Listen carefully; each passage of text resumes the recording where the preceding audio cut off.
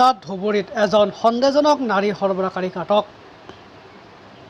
ধুবুৰী চহৰৰ পঞ্চঘাটস্থিত ৰাজমাল্লা নামৰ এজন যুৱকে যোৱা কেইদিনমান আগত চহৰখনত 10 নম্বৰ ৱাৰ্ডৰ এগৰাকী নাবালিকা কিশোৰীক প্ৰেমৰ ছলনাৰে বিভিন্ন প্ৰলোভন দি পশ্চিমবংগৰ দীঘাৰ নাৰী দেহ সৰবৰাহকাৰীক গতাই দিবলৈ লৈ যোৱা সন্দেহত আটক কৰে আজি যুৱকজনক। প্ৰথমে শিলিগুৰি লৈ যোৱাৰ পিছত পশ্চিমবংগৰ দীঘালৈ সৰবৰাহ কৰাৰ সময়তে পশ্চিমবংগৰ মালদাত দুয়োগৰাকীক পশ্চিমবংগ আৰক্ষীয়ে আটক কৰি আজি ধুবুৰীলৈ লৈ আনে। ইপিনে কিশোৰী নাবালিকাগৰাকীৰ ঘৰৰ পৰা নিৰুদ্দেশ হোৱাত পৰিয়ালৰ লোকে ধুবুৰী সদৰ থানাত এখন এজাহাৰ দাখিল কৰে। সেই এজাহাৰৰ ভিত্তিত ধুবুৰী আৰক্ষীৰ তৎপৰতাত পশ্চিমবংগৰ আৰক্ষীয়ে দুয়োগৰাকীক আটক কৰিবলৈ সক্ষম হয়। পিছত ধুবুৰী আৰক্ষীয়ে দুয়োগৰাকীক পশ্চিমবংগৰ আৰক্ষীৰ পৰা উদ্ধাৰ কৰি ধুবুৰী সদৰ থানালৈ আনি অধিক তথ্যৰ বাবে সোধা পোছা অব্যাহত ৰাখিছে বুলি জানিব পৰা গৈছে।